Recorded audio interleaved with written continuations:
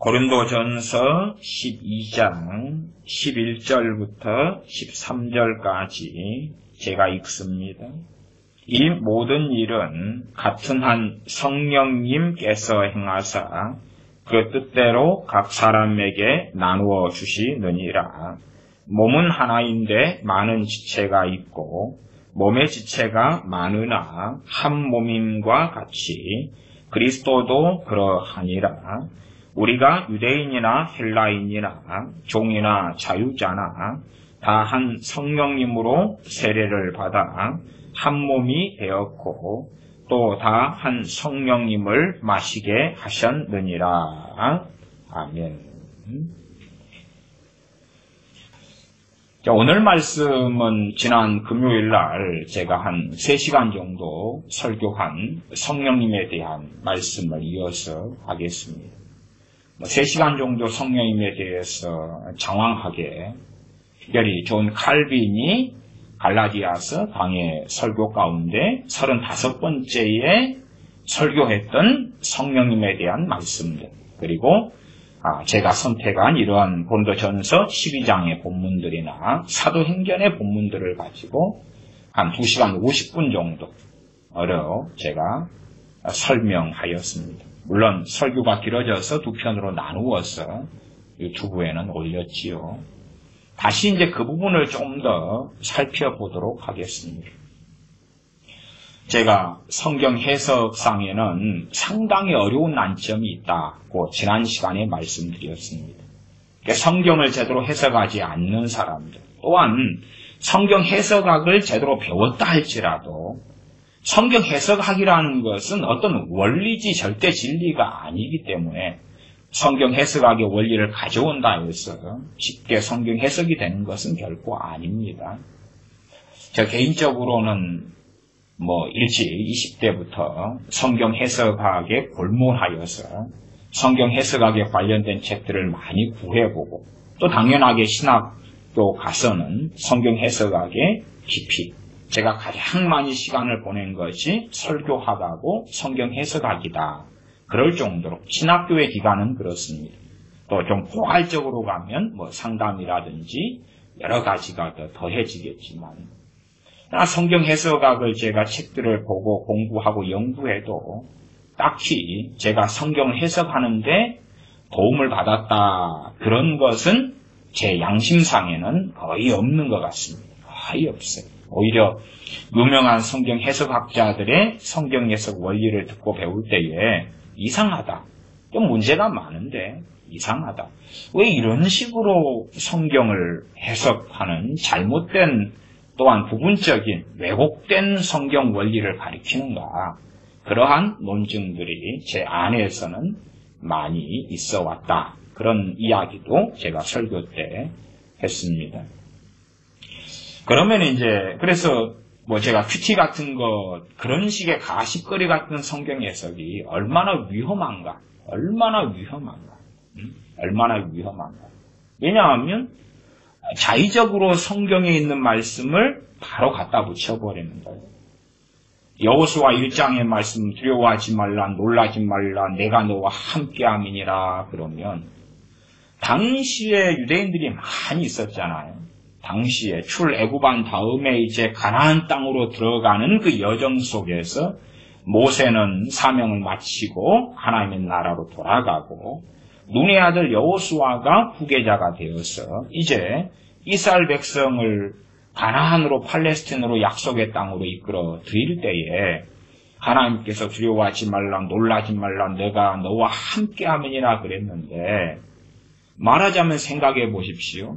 불평불만으로 가득 차고 반항하고 원망하고 완악한 이스라엘 백성들이 와, 이건 내게 대한 말씀이야.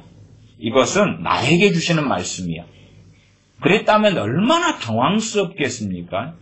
그건 누구에게 주신 말씀이에요? 여호수아 그 한 사람이에요. 한 사람.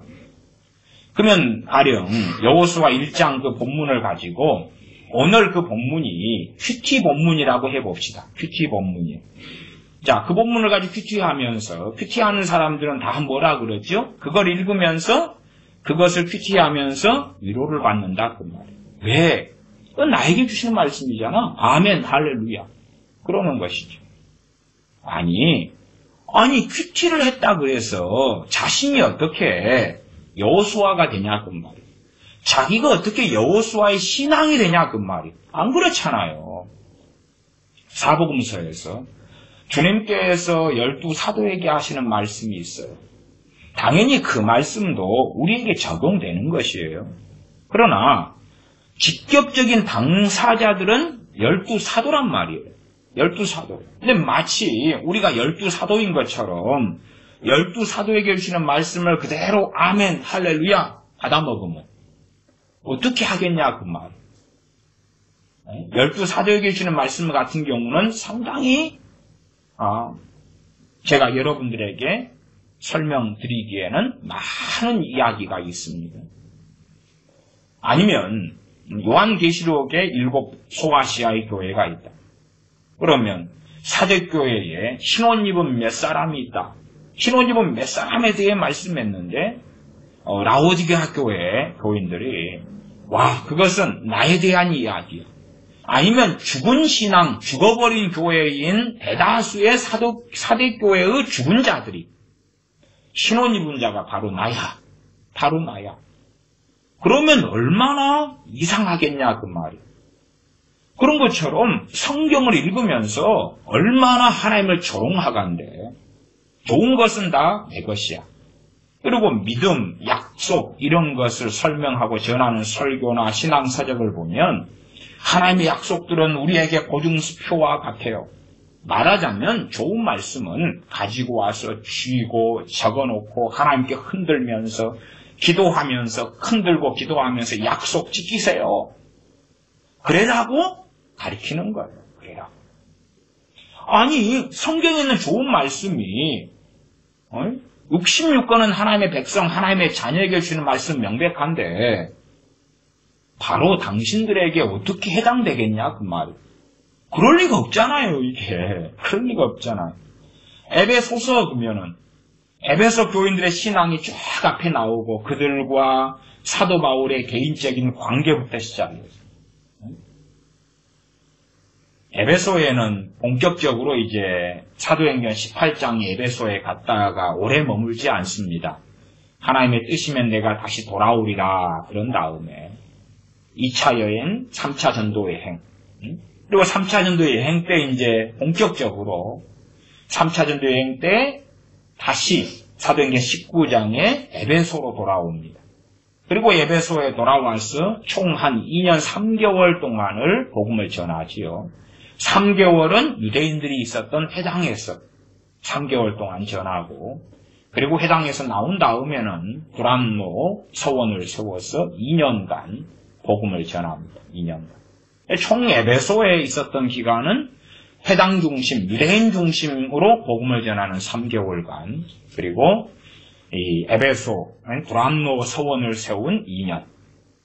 에베소는 상업의 중심지, 무역의 중심지, 말하자면 유럽과 소아시아, 아시아를 잇는 그 중요한 교통의 요지고 무역의 중심지지요. 거기에서 2년 3개월간 복음을 전합니다. 에베소 교인들과 사도 바울의 개인적인 관계, 개인적인 시간이 있어서 그걸 기본으로 해가지고 에베소 교인들에 대하여 하나님께서 너희들을 선택한 줄 아노라 그러는 거죠. 그러니까 그러한 애정의 말씀도 우리에게 그냥 끌고 오는 것은 굉장한 위험성이 있는 거예요. 왜? 직접적인 대상자가 에베소 교인들이란 말이에요. 에베소 교인들이에요. 그러면 징검다리를 거쳐가지고 물론 그 가운데 어떤 말씀은 우리에게 바로 해당되는 말씀이 있어요. 바로 해당되는 말씀. 어떠한 것은 징검다리를 거쳐가지고 해야 되는 거예요. 그러나 좋은 것은 바로 끌고 들어온다. 이 놀라운 이상한 방식을 많은 목사들이 성경 해석이랍시고 하고 있고 많은 교인들이 성경 해석이랍시고 하고 있는 거예요. 그 다음에 이제 제가 서두의 번역 성경들 가운데 의역 성경들의 위험성을 말씀드리는 이유 중에 하나도 성경 의역을 하는 자들이 성경을 읽는 사람들에게 최대한 이건 바로 읽는 당신들에 대한 말씀이야 하는 방식으로 뜯어붙이는 양상을 사용한 사람들이 꽤 되기 때문에 그래요. 꽤 돼요. 이 좋은 말씀 바로 당신이 먹음직스럽게 요리해 줄게. 당신에게 해당되게 요리해 줄게. 데살로니가 교회가 있다. 주님 때문에 환난당하고 핍박당하는 그 데살로니가 교회. 말씀을 데살로니가 교회에게 말씀을 했으면 데살로니가 교인들에게 해당되는 말씀이 있고 그 다음에 우리에게 해당되려면 징검다리를 거쳐가지고 징검다리. 존 스토트 이야기로 한다면은 성경시대라는 이 언덕과 그리고 현대시대라는 이 언덕 사이에 큰 고랑이 있기 때문에 이것을 다리를 연결해야 된다. 그렇게 유명한 설교자 존 스토트는 이야기했지요. 그런 것처럼 저는 징검다리다. 징검다리 아니면 다리를 만들어야지만이 이제 그 다리를 통하여 차가 다니고 교통이 다니고 소통이 되어진다. 그 말이지요. 그러한 성경의 말씀을 하려면 아마 한도 끝도 없을 것입니다. 한도 끝도 없을 것이에요. 그러나 우리는 쉽게 그들에게 해당되는 것을 좋은 말씀이면 잘라서 교리화를 시킵니다. 얼마나 위험합니까? 그런 교리화는 정말로 위험한 것이에요. 그들에게 해당되는 말씀을 징검다리를 거쳐가지고 교리화를 시키더라도 우리에게 해당될 수 있는 혹은 우리라 그래도 당시에 칭찬 듣는 고린도 교인이 있다면 우리가 그 칭찬 듣는 고린도 교인과 같은 삶을 살아나가는 우리든지 아니면 고린도전서 5장에서 이러한 악한 자들은 쫓아내버리라 그런 말씀이 있다 그러면 우리가 그 악한 자하고 똑같은 삶을 살면 오히려 그 말씀이 우리에게 적용돼 가지고 우리가 추방 대상이구나 그런 것을 이해하고 알아야 한다는 이야기죠. 그런 가운데 이제 고린도전서 지난 시간 했던 이 본문을 다시 돌아왔습니다. 고린도전서 12장 11절부터 13절을 읽었습니다. 이 말씀도 어떨 때는 바로 교회인 우리에게 해당되는 진리가 되고 어떤 말씀은 우리에게 해당되려면 징검다리를 거쳐야 되고 기본 문맥과 기본 맥락은 고린도 교회의 교인이라는 사실이에요. 이 두 가지가 잘 구분을 하지 못하면 어떨 때는 자유주의 신학자가 나오고 어떨 때는 해방신학이 나오고 어떨 때는 신정통주의가 나오고 어떨 때는 이상한 보수신앙이 나옵니다. 아주 극과 극을 달리게 되는 것입니다. 극과 극을. 주로 이제 자유주의 신학자들 같은 경우가 이건 당시 했던 그들에게 해당되는 거지 우리에게 해당 안 돼 이런 식이 꽤 많고요. 그리고 애언이나 묵시록 같은 경우도 과거에 해당되는 것으로 해석해보는 경향이 많죠. 물론 자유주의자에 대한 이야기를 하려면 쉽지 않기 때문에 더 이상 이야기하지 않습니다.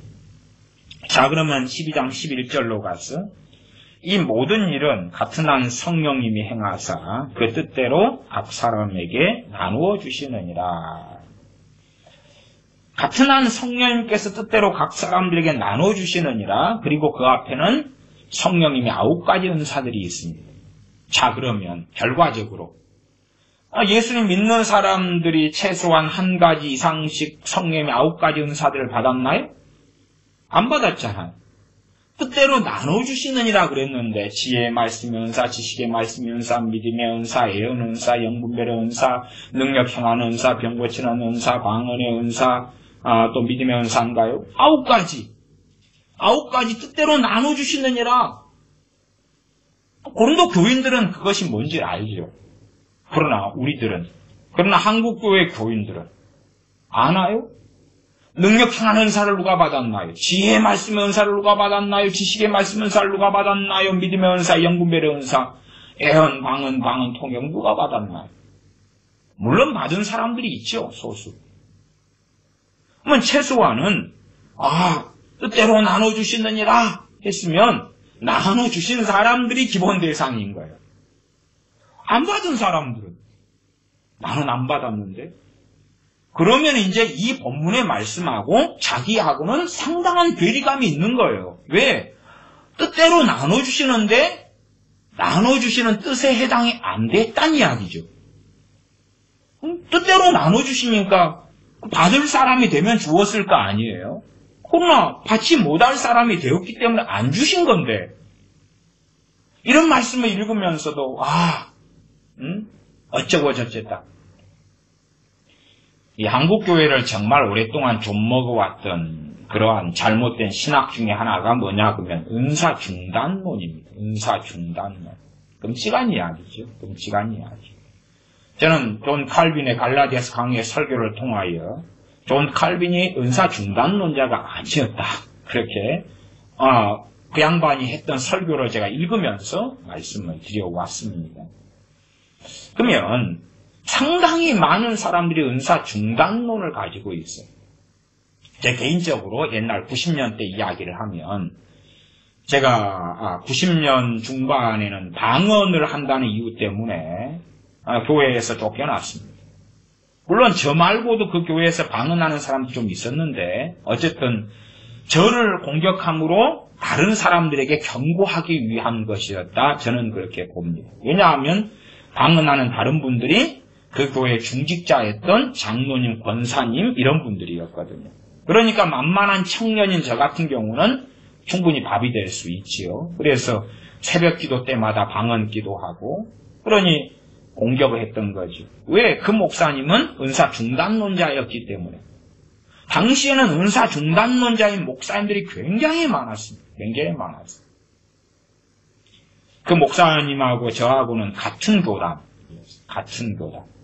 물론 저야 이제 그때에서 몇 년 지난 다음에 신학대학원을 들어갔습니다만은 같은 교단은 당시에는 제 교단이 대한예수교 장로의 개혁이었습니다. 그분도 개혁이었고 저도 개혁이었고 그래서 개혁교단에서 세례를 받았고 개혁교단에서 청년회장도 했고 개혁교단이었어요.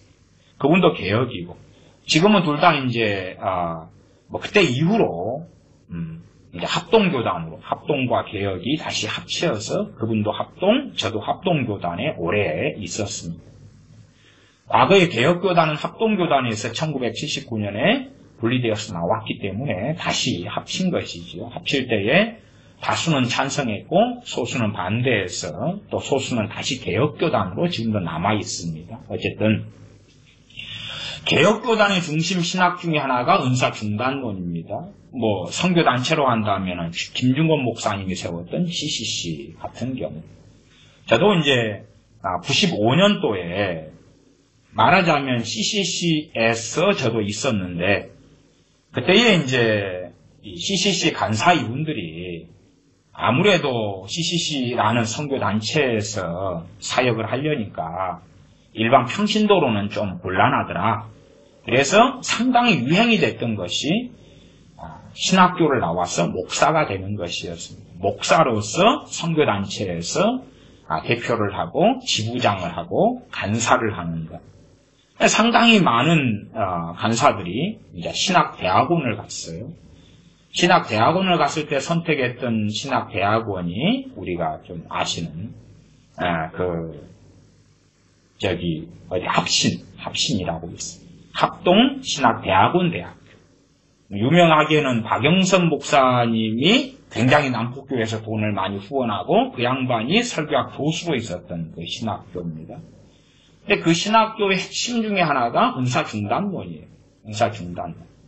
그러니까 이제 상당히 많은 CCC 간사들이 합동신학대학원 합신 출신으로 지금도 한국에서 활동하는 합신 출신들 가운데 어떤 사람이 많이 활동하냐 그러면 이단 간별사들이 많이 활동을 해요. 합신에서 이단 간별사들이 한국교회 다수가 나왔어. 이단 간별사야. 이단 간별사 해먹기 참 쉽습니다. 왜? 은사 중단론이니까 은사만 이야기하면 이단이야. 그래서 이 이단 간별사들이라고 하는 이자들이 이제 신사도를 그런 방식으로 보는 거죠. 물론 저는 신사도는 아주 잘못된 것. 그러나 신사도가 은사를 이야기한다 해서 잘못됐다 이렇게 이단 감별사들은 간단하게 보는 거죠. 분별이 너무 쉬우니까. 방언한다. 이 잘못됐어. 간단하죠. 왜? 자기들이 배운 신학이 은사 중단론이기 때문에.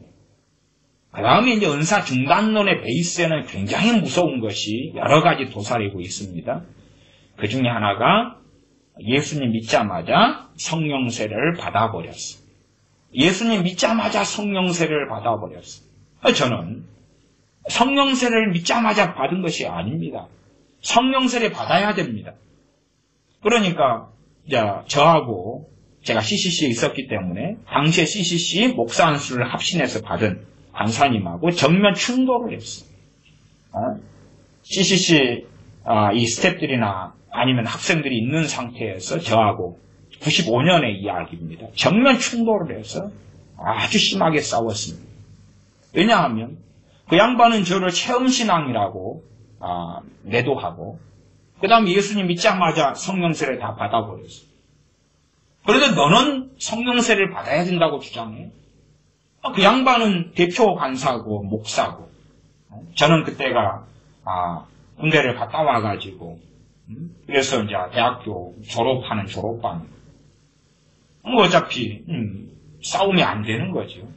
어쨌든 그때 있었던 학생들이나 스태프진들은 저 손순장이 하는 이야기가 성경적으로도 맞는데 그렇게 다수는 생각했어요.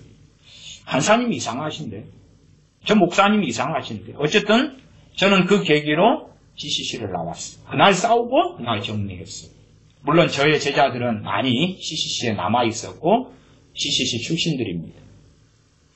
어쨌든 은사 중단론이니까 합신해서 배워가지고 제가 합신을 다 매도하자는 게 아니에요. 또 합신 출신이 들은 다음에 니 왜 그래? 그러지 마시고 신학에서 가르친다 해서 그걸 수용하는 사람도 있고 수용하지 않는 사람도 있을 거 아니에요. 어쨌든 은사 중단론. 그 베이스 중에 하나가 뭐냐 그러면 예수님 영접하고 믿은 사람은 다 성령세례 받았어. 성령세례 받을 필요 없어. 믿자마자 받았어. 그런 방식이에요. 믿자마자 받았어. 그럼 언제부터 그랬습니까? 물어보면 성경 66권 완성된 다음부터 두 가지 이야기가 나옵니다. 하나는 성경 66권 완성된 다음부터 또 하나는 오순절 이후부터 오순절 사도행전 2장의 오순절 이후부터. 그러면 제가 당신 오순절 때 그 자리에 있었습니까? 안 태어났는데 오순절 그 자리에 성령세례 그때 받아버렸다면서요. 안 태어났잖아요. 그럼 내가 믿자마자는 또 언제 가능합니까? 성경 완성된 다음부터 믿자마자 다 받아. 그럼 성경은 언제 완성된지 아세요? 알지. 사도 요한이 마지막 요한 묵시록을 주님께 받았어. 기록한 다음에. 제가 뭐라고 그러겠습니까? 목사님이니까 최대한 존중할 수밖에 없는데, 그때는 그런 이야기 안 했어요. 그러나 이제 제가, 지금 이야기한다면, 소설 쓰지 마세요. 무슨 소설을 그렇게 씁니까? 어디 판타지입니까? 영화 봅니까? 요한계시록 마지막 두 구절을 제가 읽어드리면 요한계시록 마지막 두 구절이 계시록이 22장까지 있으니까 22장 20절 21절이죠. 22장 21절이 마지막 구절이고 20절은 내가 속히 오리라 주 예수님 오시옵소서. 그것이 계시록 22장 20절이고 21절은 주 예수님의 은혜가 모든 자들에게 있을지어다. 아멘. 그 끝이에요. 그러면 그 양반 이야기는 뭐냐 그러면 주 예수님의 은혜가 모든 자들에게 있을지어다. 아멘. 아멘 하고 쓰는 순간에 아멘 하고 썼더니 아멘 아짜까지 될 때까지는 병 고치는 은사가 나타나고 있었고 할 때까지는 귀신을 쫓아내는 은사와 능력이 있었고 할 때까지는 방언을 하고 있었고 할 때까지는 예언을 하고 있었고 지금 반모섬은 사도 요한이 이 로마 황제 도미티안의 대핍박기가 있었는데 그때가 81년부터 96년까지예요. 그러니까 그 사이에 정확히 언제인지는 몰라요. 81년부터 96년 사이에 잡혀가지고 반모라는 섬이 저기 바다를 세계 지도를 아시는 분들은 에게해라고 있어요. 에게해 그쪽에 있는 섬이에요. 그 반모섬이라는 것이 유배돼가지고 거기에서 이제 주님께서 나타나셔서 계시를 주시는 거예요. 속히 될 일, 장차 될 일에 대한 계시를 주셔가지고 기록된 성경이에요. 그러니까 지금 반모섬이라는 것이 유배돼가지고 그리고 있는데 마지막에 주 예수님의 은혜가 모든 자들에게 있을지어다 아멘 할 때에 갑자기 애언이 그치고 방언이 그치고 꿈과 환상이 사라지고 지식의 말씀, 지혜의 말씀이 사라지고 믿음의 은사가 사라지고 영분별의 은사가 사라지고 그 다음에 그때부터는 놀랍게 자동적으로 성령 세례를 받는다는 거예요. 참 희한하죠? 아멘 하고 글자를 쓰기 전에는 성령 세례를 받으려면 막 기도하고 아니면 베드로와 요한 사도 같은 사람이 와서 안수해주고 또한 사도 청년 사울애처럼 3일 식음을 전폐하고 기도하고 주님의 제자 아나니아가 보내심을 받아서 안수하고 성령 충만을 받고 막 그랬는데 주 예수님의 은혜가 모든 사람들에게 모든 자들에게 있을지다 아멘 하는 순간에 믿자마자 성령 세례를 받아버립니다. 아니 그렇다는 합신에서 배운 목사한테 제가 정말 하고 싶은 말이 뭐였겠어요 도대체.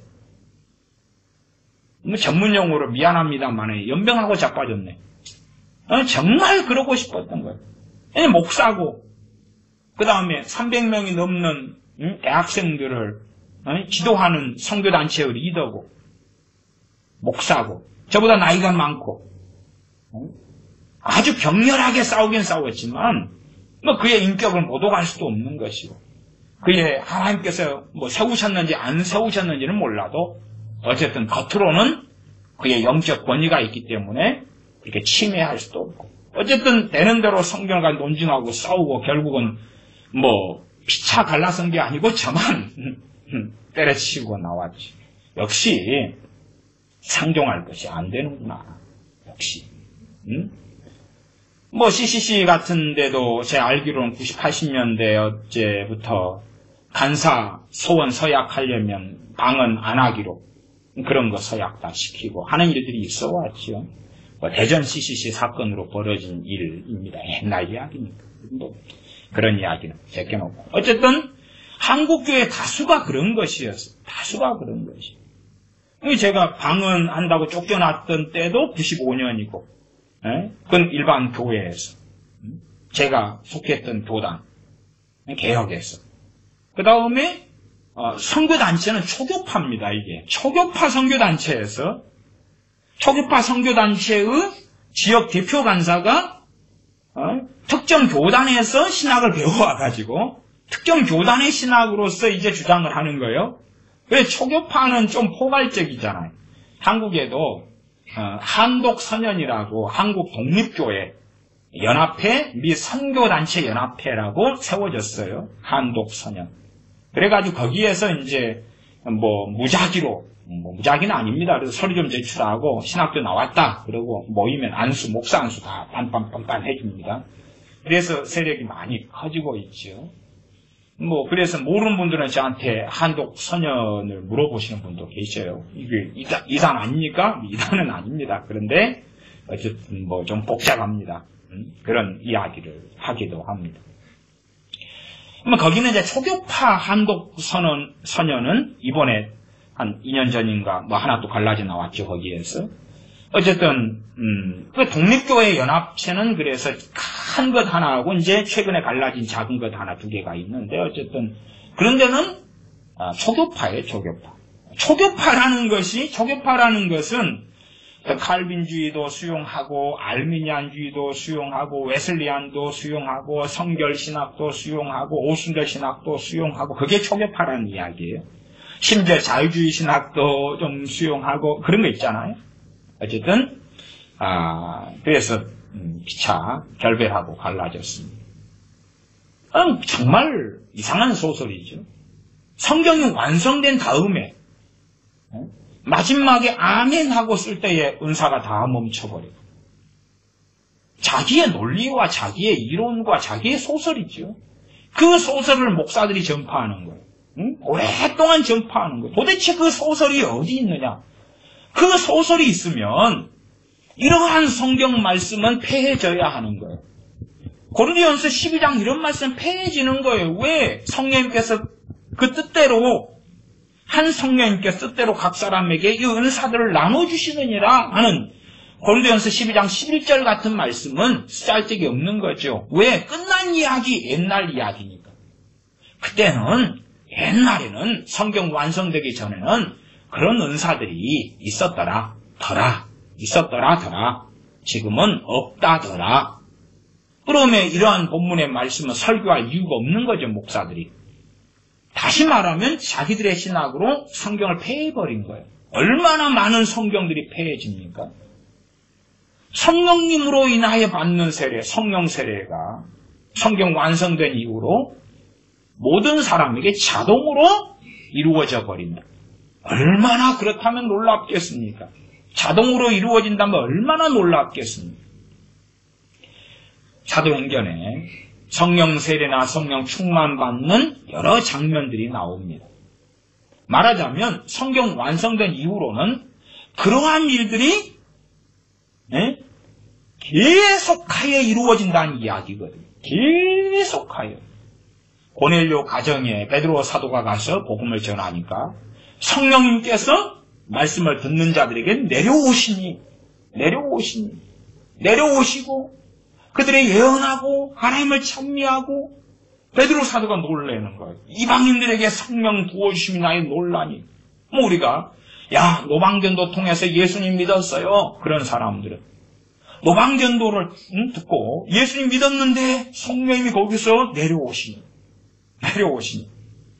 그 다음에 울고 통곡하고 기뻐하고 찬양하고 찬미하고 그러한 성경에 벌어졌던 일이 그대로 일어나야 되는데 소위 어디에 일어나느냐 그 말. 소설을 굉장히 많이 쓰고 있는 거죠. 내가 성경을 가지고 논증을 해도 사람들은 자기 신학이 있어가지고 또한 자기 목사에게 배운 것이 있어가지고 안 받아들일 거예요. 아니 그건 알아서 하시는데 당신들의 말이 입증되려면 성경을 통해 입증하라 그 말이에요. 누가 카더라 그러지 말고.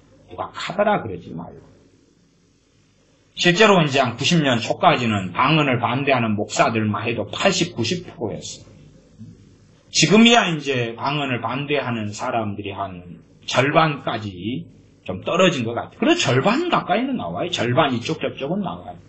은사 중단론을 가진 목사들, 심지어 선교사들, 절반 이쪽 저쪽 나와요.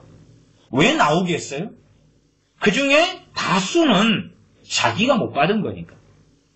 자기가 못 받았습니다. 생각해보세요. 목사인데 뜻대로 성령님께서 은사를 나눠주시는데 자기가 못 받았어요. 그러니까 은사 중단론을 가지는 게 좋은 거예요. 왜 좋습니까? 그래야 자기가 면죄부를 받고 자기가 선한 사람이 되는 거예요. 성령님께서 뜻대로 나눠주시는데 누구보다도 정말 중요한 일을 감당해야 되는 주의 종의 자리에 있는 목사인 나에게 아무 은사도 성령님께서 뜻에 맞지 않고 합당치 않아서 주시지 않았더라. 그러면 결과는 가슴을 치고 통곡하고 회개해야 되는 거죠.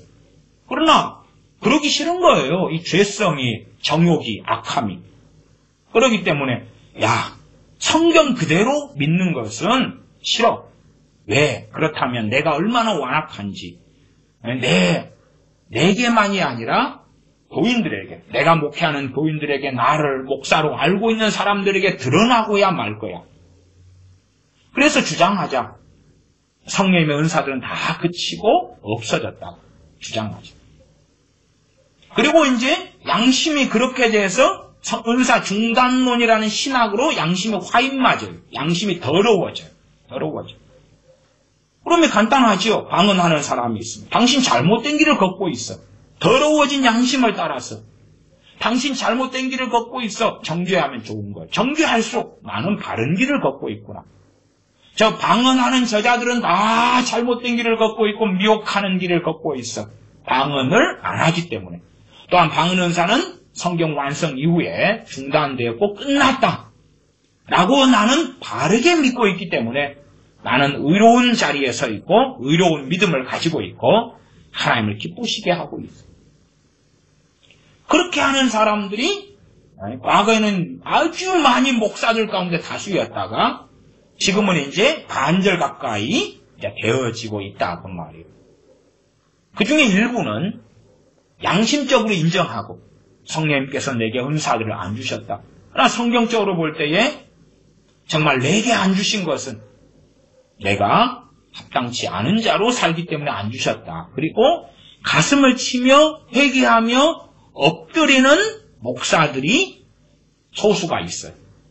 그리고 그 사람들은 오래지 않아 성령 세례를 받고 은사들을 받아왔어요. 왜 말씀에 따라 보니까 뜻대로 성령님께서 은사들을 나눠주시는데 나는 없는데. 그래서 완악한 어떤 사람들은 또 그래요. 소수들은. 성령님께서 은사들을 자기에게 안 나눠주셨어요. 나는 그 사명이 아니기 때문에. 그리고 이제 면접으로 스스로 발급하죠. 나는 그 사명이 아니기 때문에 나눠주시지 않은 거다. 아니, 그 다음 말씀을 보면 지체됨을 이야기하죠. 지체됨을 이야기할 때 보면 결국은 지체는 각 몸의 기능이고 몸의 역할이기 때문에 성령의 은사들이 받침이 돼 가지고서야 몸의 기능과 역할을 한다는 것을 논리적으로 알 수밖에 없는 거예요.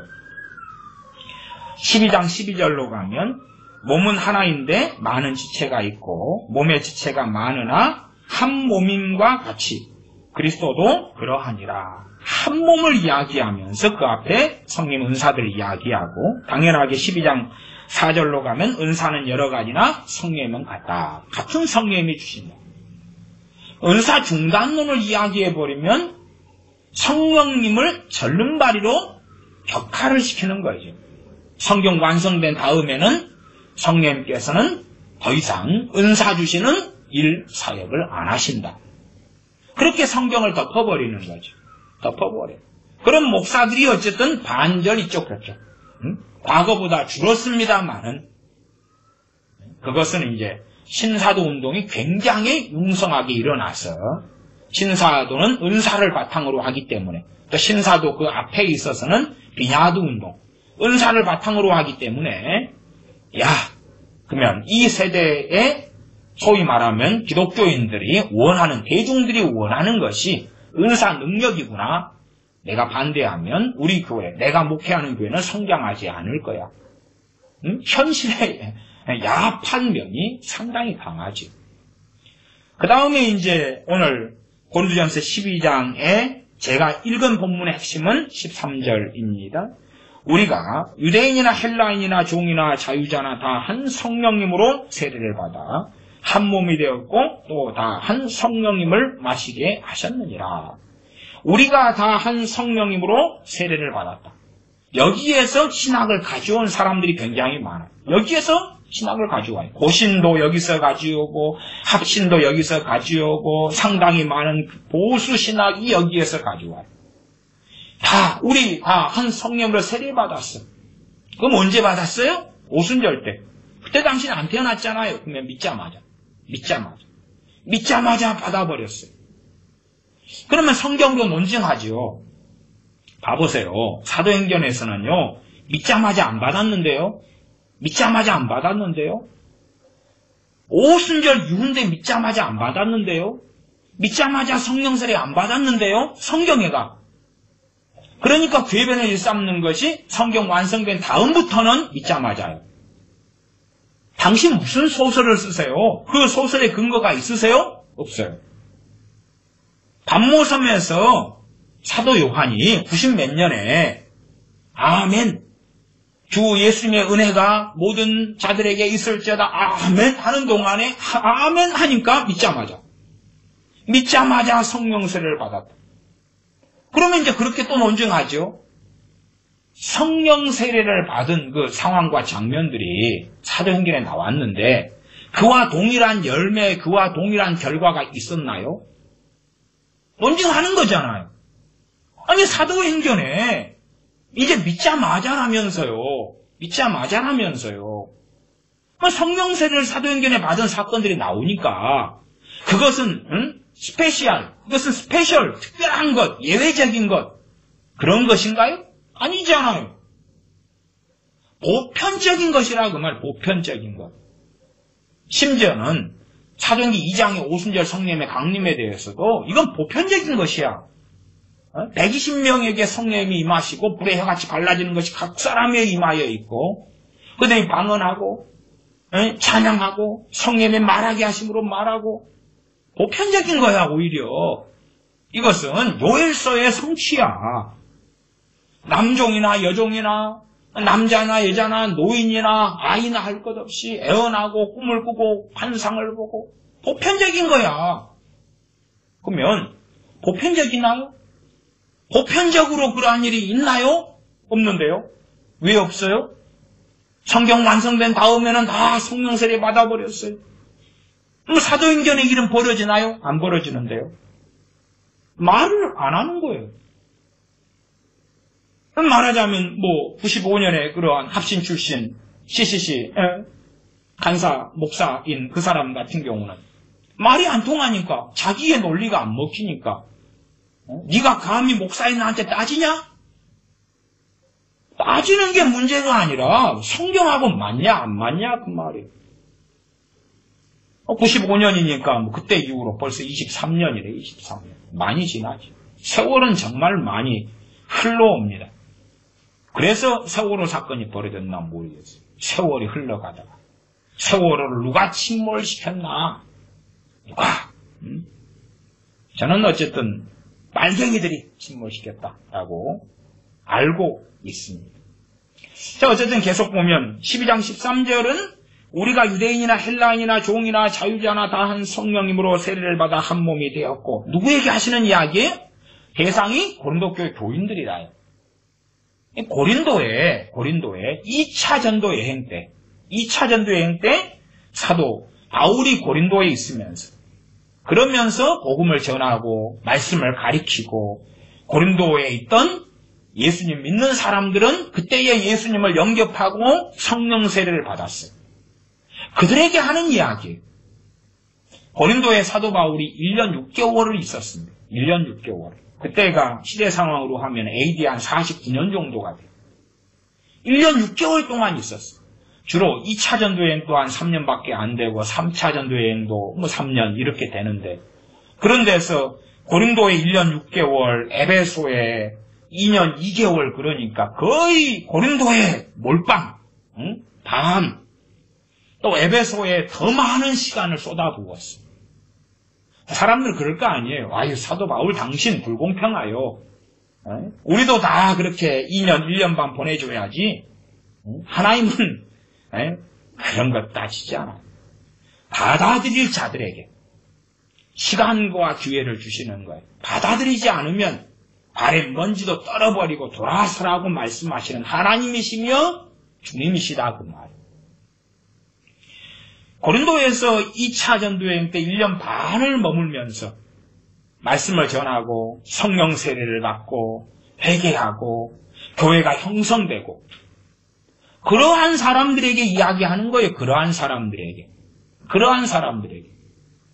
그러지 사도 바울이 아무 관련도 없고 알지도 못하는 사람들에게 하는 이야기가 아니에요. 물론 하나님께서는 사도 바울을 통하여서 이제 사도 바울과 모르는 우리 그때 이후로 2000년 가까운 세월이 흐른 우리에게도 말씀하셔요.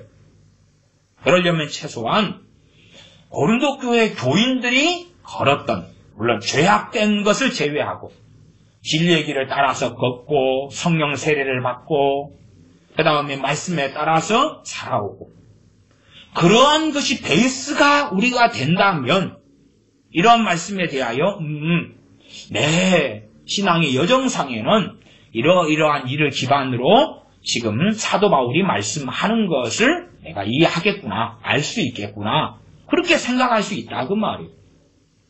그러지.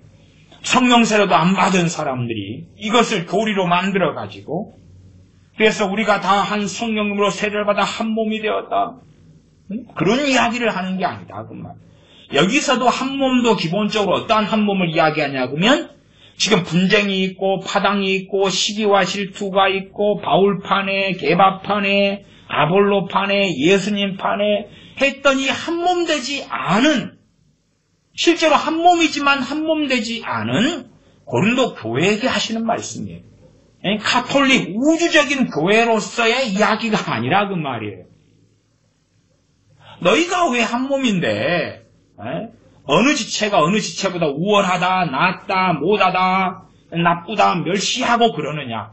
이건 그냥 한국교회라면 한국교회 천만에 대한 이야기도 아니고 지구상에 있는 기독교인들이 몇억 명이 있다 그러면 그에 대한 이야기도 아니고 앞에 세대, 그 앞에 세대, 지금 세대, 다음 세대, 초대교회 세대 다 합친 교회 이야기를 하고 있는 게 아니라 그 말이에요. 이게 한 몸의 이야기가 우주적 교회, 가톨릭 교회에 대한 이야기가 아니라 그 말이에요.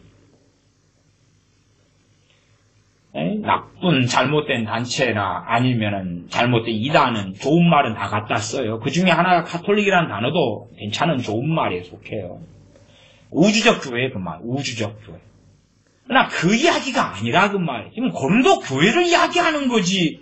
고린도 교회 교인들아, 근처에 있는 에베소 교회와 마게도냐 교회들과 갈라디아 교회들과 서머나 교회와 다 너희가 한 몸이다. 그 이야기를 하고 있는 게 아니고 그 정도는 고린도 전서를 읽으면 상식으로 알 수 있는 거죠. 지금 고린도 교회 안에 있는 싸움, 분쟁, 시기, 질투, 성찬을 하면서 네 것 내 것 가리고 가난한 자 부자 나누고 시기 질투하고 쌈박질하고 그런 것을 가지고서 너희가 한 몸으로 부르심 받았다. 나아가서 적은 누룩이 온 덩이에 퍼지는 것이 아니냐. 말하자면 누룩은 고린도전서 5장에서 제거해 버리라고 말씀하는 거예요. 누룩은 한 몸이 아니기 때문에. 진화론이나 공산주의를 믿는 사람들은 암을 수술하면 안 돼요. 그러나 창조론을 믿고 하나님을 믿는 사람들은 암을 수술하는 거예요. 왜? 암은 악한 세포니까. 진화론을 믿는 자들은 점점 진화돼 가니까 암은 돌연변이 세포를 여겨서 수술하지 말고 더 무슨 발전이 있는가 기다려보라 그 말이에요. 그러나 정말 하나님께서 만드신 피조물된 사람의 본분을 믿고 아는 사람들은 암이라는 것은 악성 종양이고 잘라내야 되고 수술해야 된다. 저는 악성 암을 이야기하는 것입니다. 그런 것처럼 이 누룩, 암 같은 누룩은 제거해 버리라. 왜? 지체가 아니니까. 한 몸의 지체가 아니니까. 암이 우리의 지체가 아니란 말이에요. 그러니까 제거해야 될 사람들을 고린도전서 5장에서 이야기해요. 그럼 그 사람들이 뻔뻔하게 어쨌든 소속은 고린도 교회 교인이었기 때문에 아니면 제거해버리라 그랬는데 안 나가고 버티는 사람들이 있었잖아요. 버티는 사람들. 그런 사람들이 고린도전서 12장 같은 말씀을 다 한 성령으로 세례를 받았다. 내가 그자다. 내가 그 사람들이다. 했으면 맞지 않는 것이다. 그러니까 성경을 기독교인들이 보면서 다 내 것이다. 나 크리스찬의 껍질을 쓰고 있어. 다 내 것이야. 그런 편리적으로 주장하고 그렇게 목사들이 설교할 때에 교인들은 환영하고 좋아하는 것이에요. 왜? 제 설교를 듣고 기분 나빠하는 사람들도 그런 사람들이에요. 당신 설교 듣다 보니까 나 성령 세례 안 받았네. 상당히 기분 나쁘네. 아니 나 예수님 믿은지 나 목사인데 30년 됐어. 목사 20년 했고 나 성령 세례 안 받은 거네. 당신 설교를 하면 기분 나쁘네. 인정 못해. 그리고 욕하고 달라드는 거예요. 또 어떤 사람은 나 권사인데 나 중보기도 팀에 속했는데 당신 설교 듣고 보니까 나 성령 세례 못 받았네. 기분 나쁘네. 그렇잖아요. 뭐가 그러느냐 그러면 말씀대로 하다 보면 해당 안 되는 교인들이 많아지고 그 사람들이 가만히 있겠냐 그 말이에요. 기분 나쁜데 다닐 교회가 여기밖에 없어? 나갈 거야. 뭐 인터넷 설교야 안 들으면 되는 거고 그건 쉬운 거고 그냥 교회 생활은 여기저기 다 얽혀 있어요. 그러나 나 나갈 거야. 당신 설교 듣고 기분 나빠. 나갈 때 혼자 나갑니까? 아니 저 목사가 설교를 통해 나를 상당히 기분 나쁘게 하네. 같이 나갈까? 같이 나갈까? 그러면서 이제 허물과 흠을 막 찾거나 없는 말을 하거나 좌파들이 요즘에 하는 최고의 이 거짓 언론의 방법 중에 하나는 가짜와 진실 반반을 섞어버리는 방식이죠. 가짜와 진실을 섞어버리는 방식. 요즘의 최신 방법이에요. 이 좌파들의 최신 거짓 언론의 방법인데 그런 것처럼 이제 있는 것 없는 것 섞어버리는 거. 섞어가지고 나갈까? 그러면 설교할 때 교인들이 다 기분 좋은 이야기를 해야죠. 아니면 직접적인 이야기는 최대한 피해야 되는 거예요. 직접적인 이야기. 그냥 두리뭉실하게 저 말씀에 저 죄에 우리가 다 두루두루 해당되겠네? 그렇게 정도만 하면 되는 거예요. 그러지 직접적으로 세밀하고 구체적으로 들어가 버리면 뭐라고 생각하겠어요? 나 들으라고 하는 말이요? 나 들으라고? 기분 나쁘네. 그래서 어떤 분은 제가 한국에서 목회할 때에 제가 목회하는 어른들은 제외하고 아이들 초등학교, 중학교, 고등학교 아이들에게 이름을 밝히고 책망하는 걸 가지고 시험에 드는 사람들이 있어 왔어요. 왜 저렇게 대강 이야기하면 알아먹지?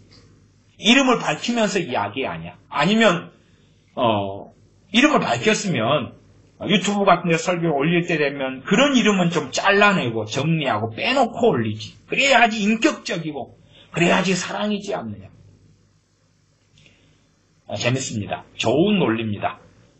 그래서 하나님께서도 혹시 그렇게 정하신다면 어떨까요? 성경에서 사람 이름을 다 빼는 거예요. 그렇잖아요.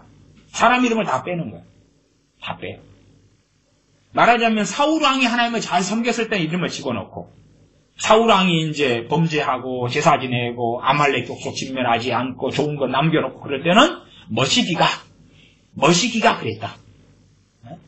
또 사무엘 선지자의 아들들이 못돼 처먹게 하니까 사무엘 선지자 아들들 그러지 말고 누구 선지자도 붙이면 당시에는 사무엘 선지자 정도만 정확히 알려지니까 알아버리니까 머시기 선지자의 아들들 그러면 안 되고 그냥 아무개의 아들들이 권력을 잡더니 또 권력 잡더니 그러면 또 뻔하잖아요.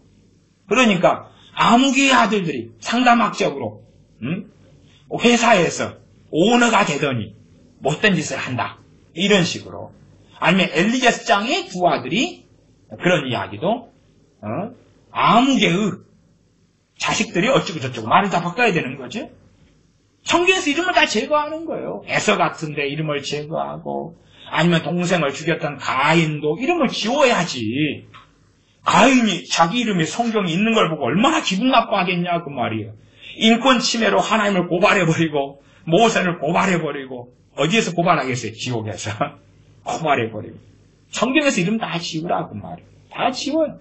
뭐라고 했습니까? 가룟 유다. 얼마나 인격 침해입니까? 인권을 무시하는 겁니까? 가룟 유다. 지우라 그 말이에요. 지우라. 그것을 요구하는 사람들이 아주 많아요. 자기가 무슨 말을 하는지를 잘 이해하지 못해요. 이미 사실은 상당히 깊이 에큐메니칼적인 인권 속에 공산주의적인 인권 속에 들어와 버린 거예요. 깊이 들어와 버린 거예요. 나를 존중해주라. 심지어 그렇게 설교하는 목사들도 꽤 있습니다. 하나님도 우리를 존중하신다. 존중하면 다 천국 가겠네. 지옥은 아무도 안 가겠네. 존중하면 소돔과 고모라의 불과 유황이 떨어지지 않겠지. 존중했는데 아니면 대홍수를 통하여 존중하셨는데 8명을 제외하고 다 물로 심판하셨겠냐. 존중하시는데 요한계시록에 대환란이 일어나겠냐. 존중하시는데 이 썩을 놈들아. 하나님이 나를 존중하신다. 하나님하고 격을 맞추려는 거예요. 사탄하고 똑같지요.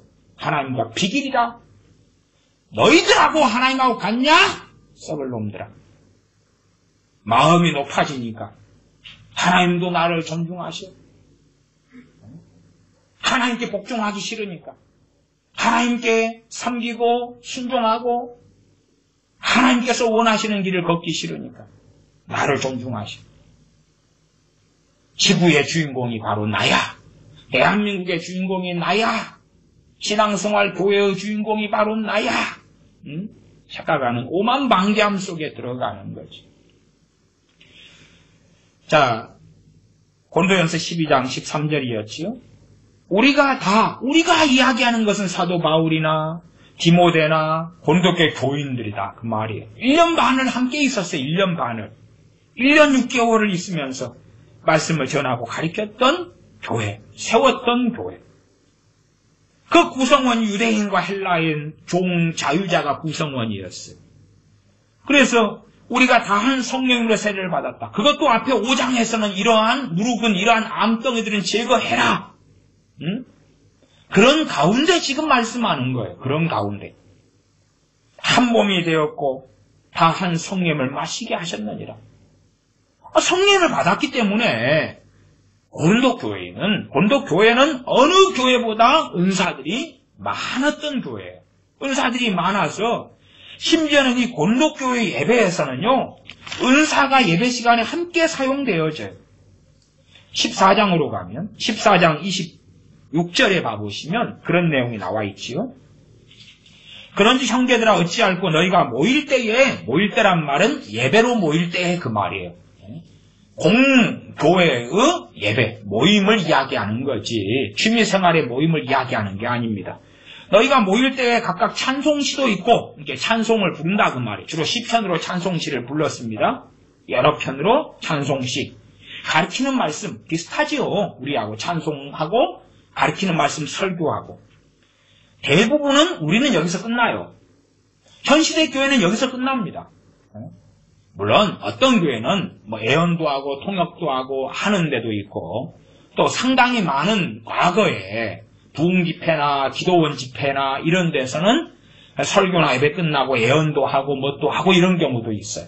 저 같은 경우도 한 집회 7년 넘게 서울에서 집회할 때는 한 반절은 그래도 꽤 상당히 설교 끝나고 그 다음에 기도 30분 때로 1시간씩 하고 그 다음에 이제 치유, 축사, 애연 이것을 함께 했습니다. 그러나 시간은 한정되어 있고 그러니까 얼마나 한 사람이 보내는 시간 자체가 참 그렇게 많을 수가 없는 것.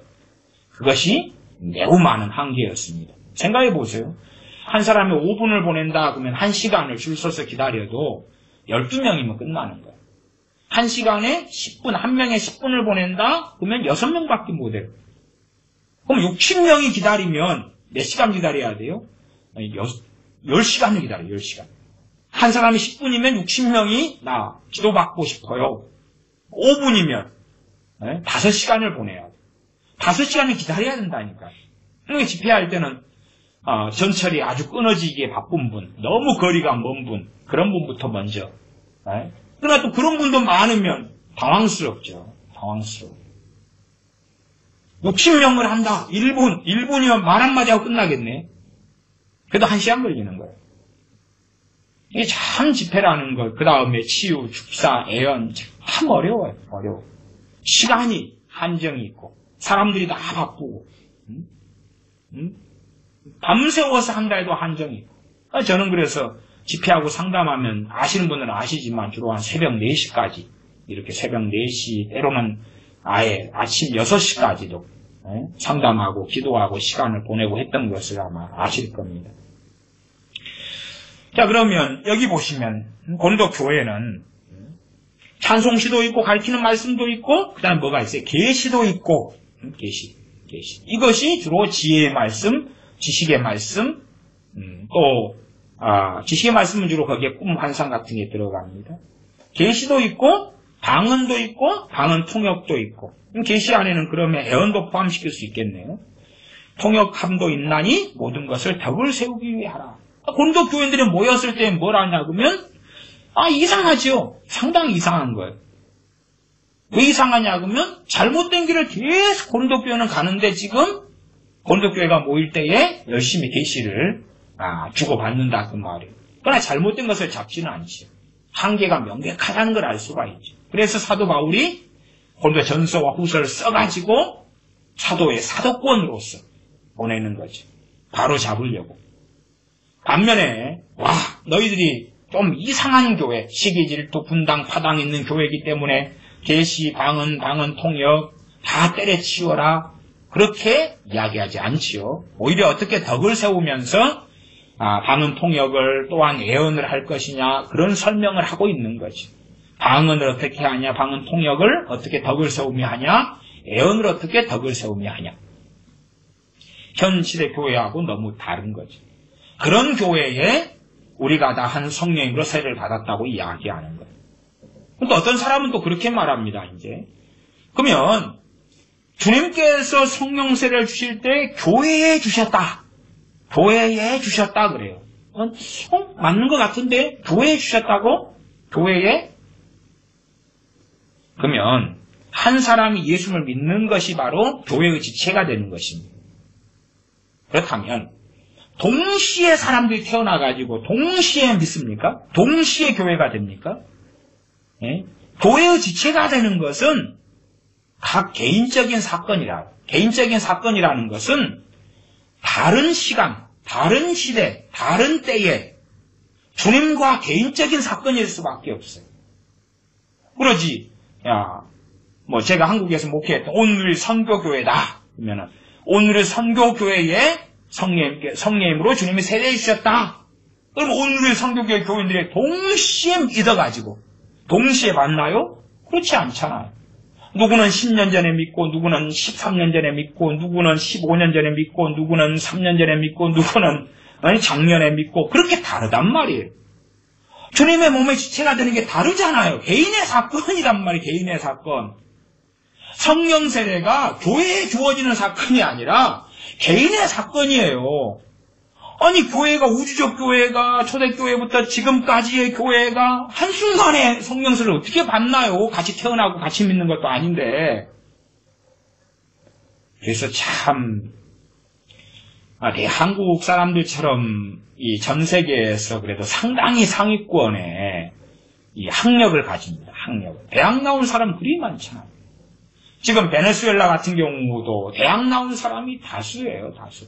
그러나 지금은 매춘해요. 매춘. 먹고 살기 위해서 매춘해요. 매춘하고 몸을 팔면은 한 7달러 정도 받는다. 7달러. 7달러면 8,000원 정도 되는 돈을 벌기 위해서. 생존으로 들어가면 중요한 게 아니에요. 이제. 생존으로 들어가면 매춘이고 남자애들은 자기를 그 게이들한테 넘긴대요. 먹고 살아야 되니까. 북한도 마찬가지예요. 북한이 저렇게 생존이 어려운데 매춘 행행하는 것입니다. 우리나라의 탈북자들이요. 매춘하고 살았다고 이야기하면 수치스러우니까 이야기를 별로 안 하는 거예요. 북한 같은 경우는 매춘 나갈 때에 5,000원이면 5,000원이면. 5,000원이면 마누라, 5,000원 주면 마누라, 그래, 오늘 밤 데리고 자. 아니, 지금 목구멍에 포도청에 배가 고파 죽겠는데, 그게 중요한 게 아니에요. 성관념, 성도덕이 배가 고파 죽겠는데 중요하겠냐, 그 말이에요. 북한은 5,000원이면 어딘가나 서민들, 좀 이쁘다, 그러면은, 그래도 한 달 먹고 살 수는 있겠네. 마누라 이쁘니까, 5,000원 해가지고, 이 정도면, 한 달에 한 10만원 들어오니까, 이 정도면 힘 좀 주고 살겠다.